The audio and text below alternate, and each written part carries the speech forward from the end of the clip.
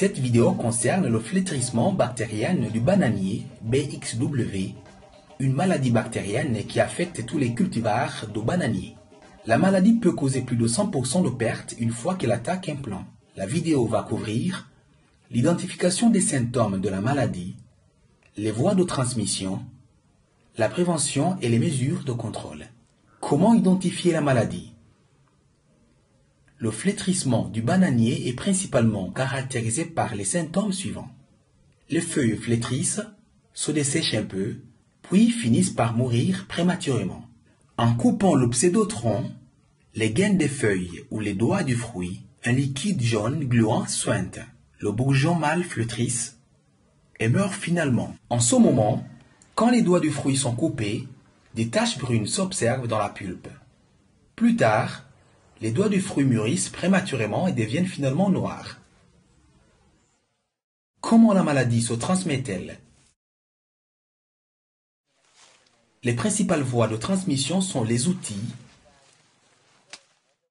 des agents comme les insectes parmi tant d'autres, et les matériaux de plantation. La maladie est principalement transmise par l'homme à travers les outils comme les couteaux, les machettes et les roues, en prenant les bactéries lors de la coupe sur les plants infectés au cours des activités routinières de la ferme, comme le rognage, l'œillotonnage et le défeuillage pour usage au ménage. Quand les mêmes outils sont utilisés sur des plants sains, les plants sains deviennent infectés par ce processus. Le flétrissement bactérien du bananier se propage aussi par des vecteurs parmi lesquels les abeilles, les guêpes et les oiseaux, cherchant du nectar en bougeant d'un bourgeon mâle d'un plant malade à un autre d'un plant sain. Les animaux comme les vaches et les chèvres propageront le BXW quand ils broutent sur des plants infectés et qu'ils bougent sur des plants sains. La transmission se produit aussi quand les matériaux de plantation infectés sont plantés dans un nouveau champ. Comment prévenir et contrôler la maladie?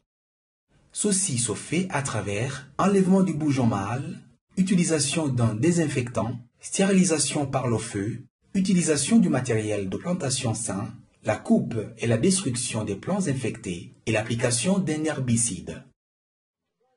Comme vu précédemment, le bourgeon mâle est l'une des principaux points d'entrée pour la bactérie qui cause la maladie. Il est important que le bourgeon mâle soit enlevé dès que la dernière main du régime est formée.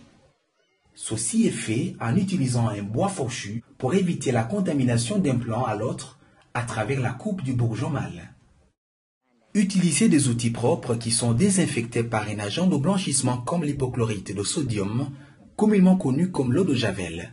Dans un verre de l'eau de Javel, ajoutez 9 verres d'eau dans un réservoir, une part de l'eau de Javel et 9 parts de l'eau, et utilisez le mélange pour stériliser vos outils avant de les utiliser sur un autre plant. La stérilisation des outils peut aussi se faire par l'utilisation du feu. Ceci est fait en faisant passer l'outil utilisé dans le feu pendant environ 1 minute pour tuer la bactérie qui cause la maladie. Attachez tous les animaux qui broutent pour les empêcher de propager le BXW dans des régions où des foyers se sont observés. Utilisez des rejets sains tirés des champs sains et s'ils sont disponibles, utilisez des plantules issues des laboratoires, des plants sans virus et certifiés. Dessouchez tous les plants qui montrent les symptômes. Creusez un trou dans lequel ces plants infectés sont en premier lieu découpés puis enfouis. Quand le trou est rempli, couvrez-le avec du sol. Alternativement, dessouchez les plants infectés avec leur rejet et hachez-les pour permettre le dessèchement. Vous pouvez aussi injecter 10 mm de l'herbicide 2,4-D dans le plant infecté et le laisser sécher. C'est plus sûr car ça n'occasionne aucun mouvement de matériel infecté d'un lieu à un autre. Dans le cas d'un foyer de la maladie dans le champ, arrêtez le défeuillage et l'œillotonnage et la coupe des feuilles non contrôlées dans le champ pendant 3 à 4 mois. Ceci permet aux plants infectés de montrer les symptômes et permet d'éviter la propagation de la maladie vers d'autres endroits de la plantation. Durant cette période, coupez seulement les feuilles sèches pendant l'élagage afin d'éviter que la sève du plant contenant la bactérie contamine les plants sains.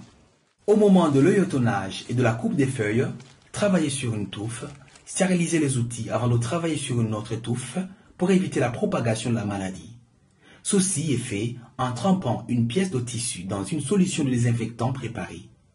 Le tissu trempé est alors utilisé pour stériliser la surface des outils. Surtout, soyez vigilants et rapportez tous les symptômes suspectés sur les plants de bananier au service de l'agriculture. Nous avons vu les principaux symptômes du flétrissement bactérien du bananier, lesquels sont flétrissement prématuré des feuilles, suintement jaune provenant d'un pseudotronc coupé, flétrissement et dessèchement du bourgeon mâle, des taches brunes dans un fruit infecté, mûrissement prématuré du fruit. Les voies de transmission qui incluent les outils, les insectes, les oiseaux, les animaux brouteurs et les matériaux de plantation. Nous avons aussi parlé de la prévention et des mesures de contrôle qui sont enlèvement du bourgeon, utilisation d'un désinfectant, stérilisation par le feu, utilisation d'un herbicide et dessouchage et séchage des plants infectés.